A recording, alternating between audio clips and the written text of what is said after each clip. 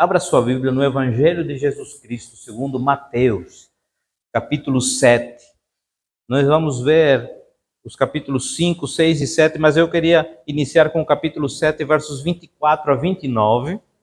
Mateus 7, 24 a 29, porque este texto é a finalização, a conclusão, o fechamento de um ensino tremendo que Jesus trouxe no conhecido Sermão da Montanha. Então, diz assim a palavra do Senhor: todo aquele, pois, que escuta estas as minhas palavras e as pratica, assemelha-se ao homem prudente que edificou a sua casa sobre a rocha. E desceu a chuva, e correram rios, e assopraram ventos, e combateram aquela casa, e não caiu, porque estava edificada sobre a rocha. E aquele que ouve estas minhas palavras e não as cumpre, compará-lo-ei ao homem insensato, que edificou a sua casa sobre a areia. E desceu a chuva, e correram rios, e assopraram ventos, e combateram aquela casa, e caiu, e foi grande a sua queda. Verso 28 ainda. E acontece que, concluindo Jesus este discurso, a multidão se admirou da sua doutrina, porquanto os ensinava como tendo autoridade e não como os escribas. Muito bem. Então, como falamos anteriormente, essa aqui é a conclusão, o fechamento de um dos ensinos mais poderosos que nós temos da palavra, que é o Sermão da Montanha. E nessa manhã eu gostaria que nós possamos analisar esse sermão e como praticá-lo dia a dia. É importante. A primeira coisa que eu vejo no início do Sermão da Montanha, que está em Mateus capítulo 5. Mateus capítulo 5, Jesus ele estava ensinando, ele vendo as multidões, ele subiu no monte e assentou-se. Seus discípulos se aproximaram dele e ele começou a ensiná-los dizendo, ele começa então inicia o seu sermão, a sua mensagem com as bem-aventuranças e enfatiza 8 sinais principais da conduta e do caráter do cristão. Então, essa mensagem que ele passa tem a ver com o caráter do cristão, tem a ver com a essência daquele que é discípulo de Cristo, daquele que é seguidor de Cristo. Então, Jesus inicia isso, e especialmente em relação de Deus e aos homens, né? Mas também em relação aos homens com os seus semelhantes. E aí, então, nós vamos ver as bênçãos que repousam sobre aqueles que externam estes sinais. As bênçãos, certo? Fiquem tranquilos que esse chão é assim, escorregadio mesmo, certo? E vamos depois reforçar com a borrachinha embaixo. Então, vamos lá. Primeiro ele disse assim, verso 3. Bem-aventurados os pobres em espírito, porque deles é o reino dos céus. Vamos tratar aqui, eu quero fazer uma mensagem hoje textual. Como é uma mensagem textual? Eu costumo pregar um pouco assim, exposição, né? Uma pregação expositiva. Mas hoje eu quero fazer uma mensagem textual. Vamos analisar texto a texto, versículo a versículo, aquilo que diz. Então, bem-aventurados os pobres de espírito, porque deles é o reino dos céus. Em algumas ocasiões, essa característica pode nos confundir e até nos levar a pensar que quando fala pobres de espírito, nos dá a entender que é uma pobreza material, mas não é isso que Deus está falando, não é isso que Cristo está falando, que Jesus está falando. Ele está falando aqui o entendimento que você e eu devemos ter, que somos totalmente necessitados da presença de Deus. Você e eu somos necessitados, carentes da presença de Deus, e essa presença é a que pode preencher a nossa vida. Então, ser pobre de espírito é aquele que é e entende que precisa, que é necessitado, que é carente da presença de Deus em sua vida. É isso que Jesus está falando aqui. É bem-aventurado você que entendeu isso. Você que disse assim, olha, eu preciso do Senhor. Quantos aqui precisam de Deus? Amém. Todos precisamos de Deus. Então nós precisamos entender, bem-aventurados aqueles que entenderam que são carentes da presença do Senhor. É isso que nós precisamos compreender.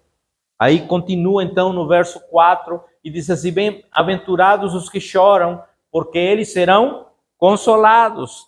Aqui esse texto está em ligação com o primeiro, com o verso 3, que tem a ver com o desespero de compreender a nossa verdadeira situação de necessidade de Deus e do estado que nos encontramos. Aqueles que choram não é apenas pelos problemas da vida, não é apenas pelas circunstâncias da vida, mas pelo entendimento de que nós estamos totalmente afastados da glória de Deus, mas Jesus Cristo veio para nos aproximar. Glória a Deus por isso. É isso que nós precisamos compreender, então. Quando ele está dizendo isso, bem-aventurados os que choram, não um choro porque alguém pisou no seu calo, não. É o choro porque você entendeu que precisa desesperadamente de Deus. É aquele choro quando você se prostra diante da presença do Pai. É aquele choro quando você e eu oramos, quando clamamos. É esse choro. Então, bem-aventurados, porque embora tenha esse choro, mas haverá um consolo do Espírito Santo de Deus, que é o Consolador. Amém? Continua então no verso 5 e diz assim, bem-aventurados os mansos, porque eles herdarão a terra. Em outras versões fala os humildes. Quando fala de mansidão aqui, de humildade, então é uma das características que o próprio Senhor Jesus Cristo tem e Ele nos ensinou. Ele nos deu esse ensinamento através da sua vida. Não podemos ser parecidos com Cristo, querer ter o caráter dele e não sermos mansos ou humildes. Quando falo mansidão aqui, não quer dizer que você não vai ter o senso de justiça, ou você vai aguentar tudo cabeça para baixo. Não. Mansidão é entender, humildade é entender que em meio à circunstância você tem que ter o domínio do Espírito na sua vida e nada absolutamente pode fazer com que você queira tomar justiça pela sua própria vida. Então, é isso, nesse sentido, nós falamos mansidão. Agora, como seres humanos, nós precisamos entender o nosso valor.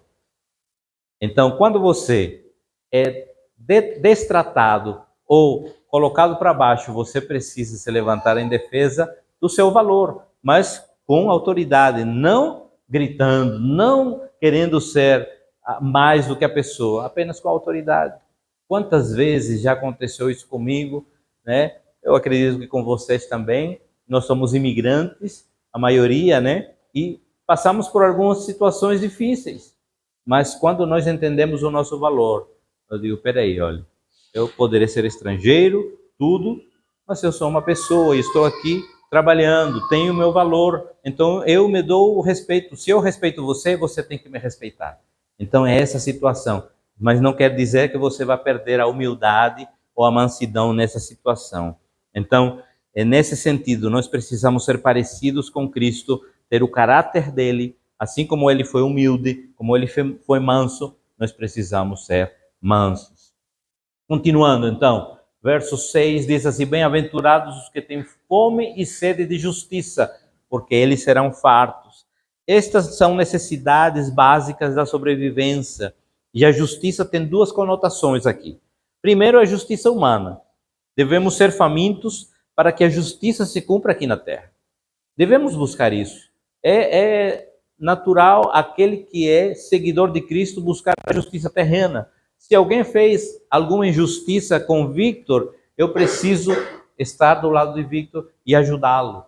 É nesse sentido que fala. Mas também há outro tipo de justiça que é a segunda, que é a justiça divina. Nós precisamos entender que o nosso Deus é justo e, portanto, somos chamados para ser partícipes ativos na transformação da humanidade, tendo sido justificados pelo justo juiz. Então, precisamos compreender isso. Há dois tipos de justiça. A justiça humana, na qual eu preciso me colocar no lugar de Victor, ajudá-lo, mas a justiça divina, no qual eu preciso me colocar no lugar do perdido, aquele que não conheceu a Cristo, e eu preciso ajudá-lo a que ele possa ser justificado em Cristo Jesus. Amém? Então é nesse sentido que nós precisamos ter essa fome de justiça, ter essa busca pela justiça. Verso 7, bem-aventurados os misericordiosos, porque eles alcançarão misericórdia. Precisamos reproduzir aquilo que recebemos, pois fomos alcançados pela misericórdia do Pai, através do sacrifício de Jesus Cristo. Se eu recebi misericórdia, eu preciso também ser misericordioso. Quantos estavam aqui no domingo que nós pregamos sobre o perdão? Lembram? Essa história é real na nossa vida. O perdão do rei sobre o seu servo foi total. Mas quando ele precisou perdoar o seu conservo, ele não quis perdoar. Onde está a misericórdia que ele recebeu? Onde está a misericórdia que nós recebemos muitas vezes, mas não queremos perdoar o nosso irmão, porque ele muitas vezes olhou para nós de cara troncha, ou em algum lugar, alguma situação. Eu preciso perdoar sempre, porque foi lançada sobre misericórdia e eu preciso ser agente de misericórdia. Amém, amados? Verso 8, então, bem-aventurados os limpos de coração, porque eles verão a Deus. Os limpos, ou em outras versões, tem puros de coração.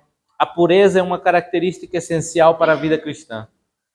E é por esse motivo que Jesus ele disse que precisamos ser como crianças, puros e inocentes. Ontem mesmo eu dei uma bronca na nossa netinha, né? Nossa netinha Liz, que é a menorzinha.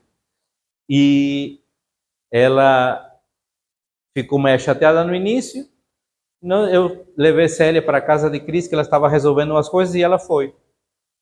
No final, quando foi deixar ela desce do carro, me dá um beijo, diz, tchau, vô, eu ia trabalhar. Aí ela desce do carro, vê lá que tem aquelas florzinhas amarelas que tem nas calçadas muitas vezes. Ela arranca uma e me dá. Eu digo, olha aí, as crianças são puras. Ela não fez com que a bronca que eu dei nela deixasse com que ela ficasse magoada de mim. Não, ela veio e me deu assim. Foi tremendo, isso me deu uma lição tão tremenda. Precisamos ser como crianças, amados. A gente perde muito tempo com mágoas no coração. Precisamos ser limpos do nosso coração. Nosso coração precisa estar limpo. Não guardar nada de lixo no coração.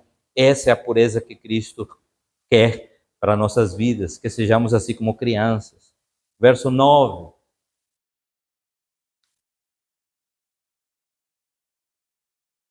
Bem-aventurados os pacificadores, porque eles serão chamados filhos de Deus.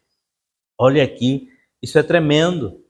Você e eu somos chamados para ser propagadores da paz. Propagadores da paz. E não incitar a violência, não incitar a guerra, não incitar, não colocar, como você diz no popular, lenha na fogueira. Muitas vezes, nas conversas, as pessoas, eita, mas você viu o Lucas. O Lucas, olha, falou isso de você. Aí a conversa vai rolando. Mas Renato, o Lucas, olha, pensa. Ele falou isso, aquilo. Não é isso que Deus quer. Se alguém chegar e dizer, olha, o Lucas falou isso, você corta, olha, não quero saber de conversa nenhuma, porque a minha função aqui na terra é ser pacificador e não incitador de guerras nem violências.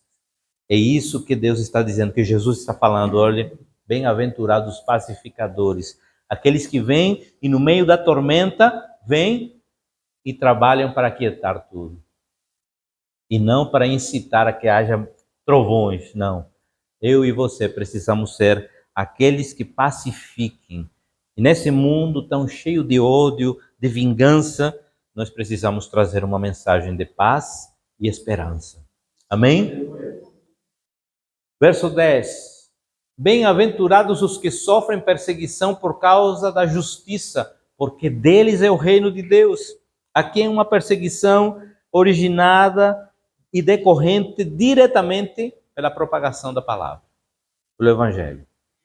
Então, quando você se sinta perseguido ou perseguida por propagar a palavra, por evangelizar as pessoas, sinta-se orgulhoso, porque o reino dos céus vai ser a sua herança. Tantas vezes a gente passou, né, e ainda vai passar, porque estamos aqui neste mundo, falando mal, ou incitando alguma coisa, ou lançando alguma informação detorcida, deturpada, ou até mesmo perseguições que nós sofrimos. Nós precisamos entender que tudo isso tem um motivo.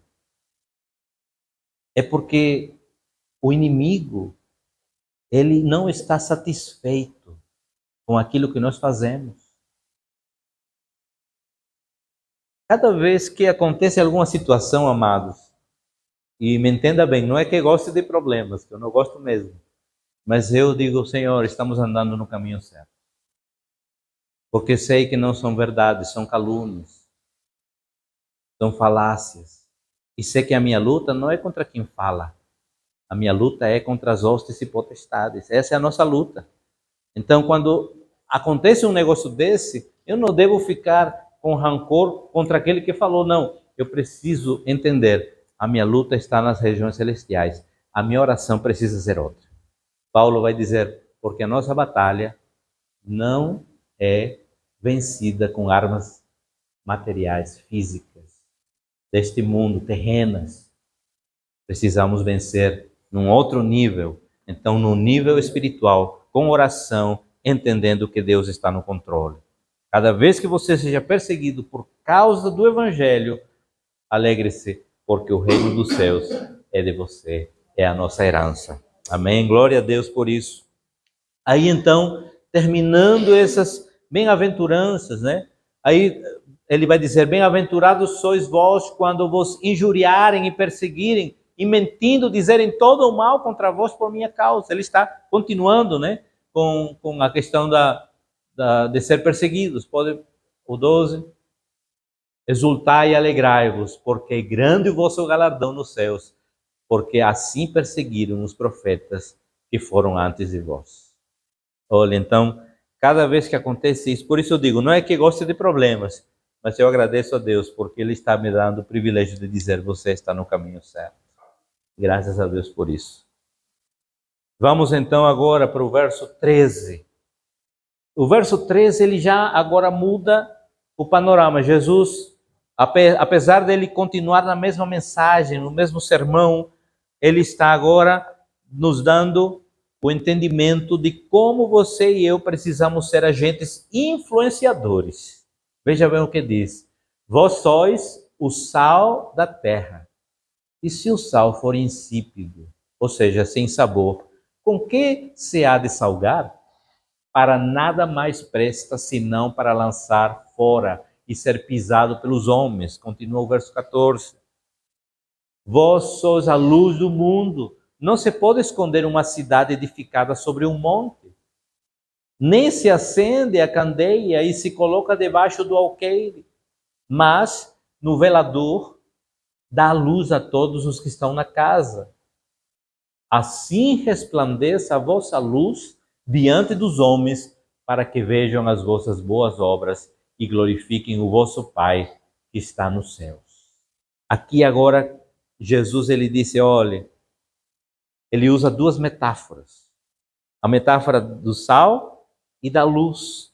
E aqui indica a influência que o cristão, que você e eu, devemos exercer na nossa comunidade. Na nossa comunidade, você e eu precisamos ser reconhecidos como sal e luz. O que é a sal, ou o sal, como ele fala? Dar sabor. O sabor, aquele tempero. Você precisa ser aquele que faça com que o mundo tenha graça.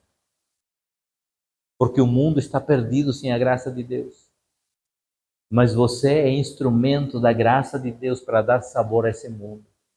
Para que as pessoas possam ver, olhe, mas Olavo, mas você levou essa injúria do seu patrão, do seu chefe, e você não revidou. Porque eu vim aqui, Olavo disse, a dar sabor e não trazer amargura. Esse é o comportamento, essa é a influência. Mas Júnior, rapaz, outrora Júnior, eu via Júnior lá nas madrugadas, lá na Repsol, cheio de cana. Hoje Júnior está diferente. Cadê esse Júnior que eu conheci? Júnior agora é luz. Outrora andava nas trevas, mas hoje ele é luz. É isso, essa influência que nós precisamos exercer na nossa comunidade, no nosso local de estudos, no nosso local de trabalho, onde nós estivermos. Nós precisamos ser luz. Somos chamados para sermos influenciadores. Hoje está muito, esse termo está muito conhecido, influencer, né? Influenciador digital. Todo mundo quer, né? Ser blogueiro, né? Entrar nessa onda. Mas antes disso, você já foi chamado para ser influenciador do reino, aqui na terra. Você e eu somos embaixadores. Você acha que isso foi criado, né? Agora há pouco, né? Ser influenciador digital. Você é influenciador do reino. Glória a Deus por isso. Amém. Temos alguns blogueiros aqui, né, Miriam? Temos aqui, então, é isso. Glória a Deus. Estava vendo essa semana, né? Quem também está fazendo live sempre é Laís, né? E é importante isso, porque cada vez que você faz alguma coisa, você está evidenciando a vida de Cristo na sua comunidade. Ou talvez hoje com o alcance que tem a internet, você pode alcançar outros lugares que você não imagina. E glória a Deus por isso. Eu louvo a Deus, porque de vez em quando minha mãe, quem não sabe, né? Eu sou peruano, naturalizado brasileiro, e agora estamos aqui em Portugal, né? Tenho 3 nações. E minha mãe manda mensagem e diz assim: filho, escutei a palavra de domingo que nós postamos na internet, no YouTube. E ela disse: olha, já mandei para alguns amigos, alguns entendem mais ou menos, porque o idioma é espanhol, mas em nome de Jesus, nós, ano que vem, vamos começar a nossa obra na Espanha, e aí vai ter mais alcance, né, para aqueles que falam espanhol. Então, assim, nós precisamos entender que você e eu fomos chamados para isso, para influenciar de maneira positiva, porque também há influências negativas, mas precisamos ser influenciadores como cristãos no nosso meio. Continuando então, verso 17, vai entrar agora em outro tema, ele vai agora falar da justiça do cristão. Diz assim: não cuideis que vim destruir a lei, os profetas. Não vim destruir, mas cumprir. Porque em verdade vos digo que até o céu e a terra passem, até que o céu e a terra passem, nenhuma jota ou um tio jamais passará da lei, sem que tudo seja cumprido. Qualquer, pois, que violar um desses mandamentos, por menor que seja, e assim ensinar aos homens, será chamado o menor no reino dos céus. Aquele, porém, que os cumprir e ensinar, será chamado grande no reino dos céus. Esse texto ele vai até o 48. Nós vamos ler ele, e ele vai dizer qual? Verso 20. Porque vos digo que, se a vossa justiça não exceder a dos escribas e fariseus, de modo algum entrareis no reino. O que ele está dizendo aqui? A nossa justiça não precisa ser religiosa. A religiosidade, ela mata. Sabe o que é religiosidade? Você achar que, por cumprir alguma coisa que está na lei, falando biblicamente, você é melhor do que o seu irmão, que talvez não cumpra. Era o que os fariseus faziam. Eles batiam no peito. Eu oro 3 vezes ao dia, eu jejuo, mas eles se mostravam.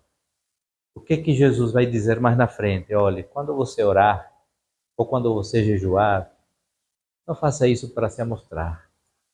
Mas você precisa fechar a sua porta, entrar no seu quarto, feche a sua porta e em secreto você ora. Não precisa dizer, eu jejuo tantas vezes, eu passei isso. Não, porque o jejum não é uma maneira de você dizer que você é mais espiritual. O jejum, ele precisa ser feito em um momento específico para você trocar aquilo que você fazia naquela hora para buscar ao Senhor em oração e se consagrar. Então é isso que nós precisamos entender. E aí vem essa questão da justiça. Jesus primeiro ele começa, olha, eu não vim abolir a lei ou os profetas, não. Pelo contrário, eu vim para cumpri-la. Nesse ensino, ele eleva o nível de responsabilidade, pois a cada frase que cita, vocês ouviram o que diz. Agora nós vamos ver, verso 21 em diante. Ouvistes o que foi dito aos antigos, não matarás, mas qualquer que matar será réu do juízo. Eu, porém, vos digo que qualquer que sem motivo, sem colerizar, ou seja, sem irar contra seu irmão, será réu do juízo. E qualquer que dizer a seu irmão racá, será réu de sinédrio. E qualquer que lhe dizer louco, será réu do fogo do inferno. Isto é forte, amados. É muito forte, porque agora Jesus está elevando o nível. O nível na lei comum era, olha, verso 21, por favor, Diego. Não matarás, porque se você matar, será réu do juízo. 22, ele disse, se você, não está falando em matar fisicamente agora, mas se você se irar contra seu irmão, já será réu de juízo. Se você disser a seu irmão que é amaldiçoado, será réu do juízo. E se você dizer louco, também será réu do fogo do inferno. Ele eleva o nível aqui, olha. Não está falando em agredir ou matar fisicamente, mas se você proferir da sua boca alguma coisa contra seu irmão, isso já traz juízo sobre a sua vida. Muito cuidado. Cuidado com aquilo que sai da nossa boca. Pregamos aqui há domingos atrás sobre Tiago, lembram? Não podemos usar a nossa língua como um objeto de maldição, mas de bênção. Verso 23. Portanto, se trouxeres a tua oferta ao altar e aí te lembrares que teu irmão tem alguma coisa contra ti, não é que você tenha contra seu irmão, se você sabe, eita, o Diego, rapaz, ele está meio assim comigo, não quer falar comigo, eu vou lá para saber o que está acontecendo. E resolvo. Antes de levar a minha oferta, eu preciso resolver. Porque senão, minha oferta não terá nenhum valor, apenas financeiro. Mas valor financeiro para Deus não é nada, porque a maior oferta é no coração. A nossa maior oferta está na disposição do nosso coração. E ali então ele disse, deixa ali do altar a tua oferta, vai reconciliar-te primeiro com teu irmão e depois vem e apresenta a tua oferta. Concilia-te depressa com o teu adversário enquanto estás no caminho com ele, para que não aconteça que o adversário te entregue ao juiz e o juiz te entregue ao oficial e te lancem na prisão. Em verdade te digo que de maneira nenhuma sairás dali enquanto não pagares o último centavo. É interessante que ele está falando agora dessa questão. Olha, vocês ouviram o que foi dito. Na lei era assim, na atitude, naquilo que você fazia. Hoje estou dizendo apenas no pensamento ou na palavra você já está indo para juízo. Jesus ele vem para elevar o nível. É impressionante. Na lei, você precisava fazer. Com Jesus, se você pensou em fazer, já está feito. Vai continuar no verso 27. Ouvistes o que foi dito aos antigos, não cometerás adultério. Eu, porém, vos digo que qualquer que atentar numa mulher para a cobiçar, já em seu coração cometeu adultério. Ele está falando aqui, olha, na lei, só era concebido o pecado, né, se consumasse-se no ato. Aqui, em Cristo Jesus, na graça, se eu e você pensarmos, já pecamos. Já vamos para juízo. Jesus eleva o nível. Precisamos andar com cuidado. Precisamos ter esse cuidado na nossa vida. Verso 29. Portanto, se teu olho direito te escandalizar, arranca-o e tira-o para longe de ti, pois te é melhor que se perca um dos teus membros do que seja todo o teu corpo lançado no inferno. Aqui ele está pegando pesado. Porque ele disse, olha, se um dos teus olhos, se os teus olhos são objeto que faça você pecar, é melhor que eu arranque. Mas na verdade ele está dizendo, olha, muito cuidado com aquilo que você vê. Muito cuidado na roda com que você está se sentando. Muito cuidado com as conversas que você está escutando. Muito cuidado com aquilo que você ouve. Muito cuidado com o telefone. Muito cuidado com a internet. Muito cuidado. Porque, olhe, não é se você consumar o ato com a mulher. Se você viu e desejou, já está frito. Então nós precisamos entender isso. Jesus vem para elevar esse nível e nós precisamos compreender que existe uma rejeição à acomodada tradição dos escribas. Os escribas, eles condenavam pelo fato, pelo que tinha acontecido. Cristo já vem dizer, olha, apenas no pensamento ou naquilo que você falar, já está condenado. Precisamos compreender isso. E assim continua, né? Verso 30. E se tua mão direita te escandalizar, corta e atira para longe de ti, porque te é melhor que um dos teus membros se perca do que seja todo o teu corpo lançado no inferno. Também foi dito que qualquer que deixar a sua mulher, dê-lhe carta de divórcio. Eu, porém, vos digo que qualquer que repudiar sua mulher, a não ser por causa de fornicação, faz que ela cometa adultério. E qualquer que casar com a repudiada comete adultério. Outro assim, ouviste que foi dito aos antigos, não perjurarás, mas cumprirás os teus juramentos ao Senhor. Eu, porém, vos digo que de maneira nenhuma jureis, nem pelos céus, porque é o trono de Deus. Aqui vem uma coisa, nós precisamos entender que não devemos abrir a nossa boca banalmente. Eu juro por Deus. Não.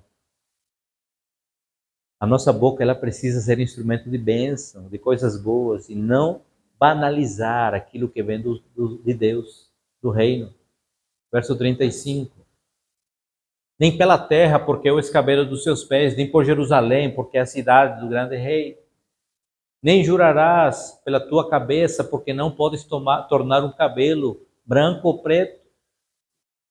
Seja, porém, o vosso falar sim, sim, não, não, porque o que passa disto é procedente do mal. O cristão tem que ter isso no coração. O sim precisa ser sim e o não tem que ser não. Não existe meio termo para o cristão. Precisamos ter e tomar essa decisão. Verso 38. Ouvistes o que foi dito, olho por olho e dente por dente. Na lei você poderia se vingar. Eu, porém, vos digo, não resistais ao mal. Mas se qualquer te bater na face direita, ofereça-lhe também a outra. E ao que quiser pleitear contigo, tira-te a túnica, larga também a capa. Ele está dizendo, olha, sabe como você vai vencer? Não é retrucando, não é fazendo aquilo que fizeram com você. Mas você precisa pagar o mal com bem. Se alguém quer te cobrar alguma coisa, entregue.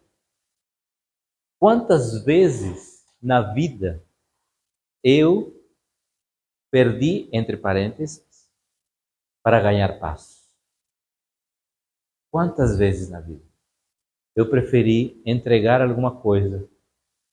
Eu prefiro perder aqui. Novamente falo entre parênteses, mas Prefiro ter paz. Precisamos compreender isso. E qualquer que te obrigar a caminhar 1 milha, vai com ele 2. Dá a quem te pedir e não te desvies daquele que quiser tomar emprestado de ti. Ouviste o que foi dito: amarás o teu próximo e odiarás o teu inimigo. Essa era aquilo que os escribas, que os fariseus viviam. Eles amavam aqueles que os amavam, mas aqueles que os odiavam eram odiados.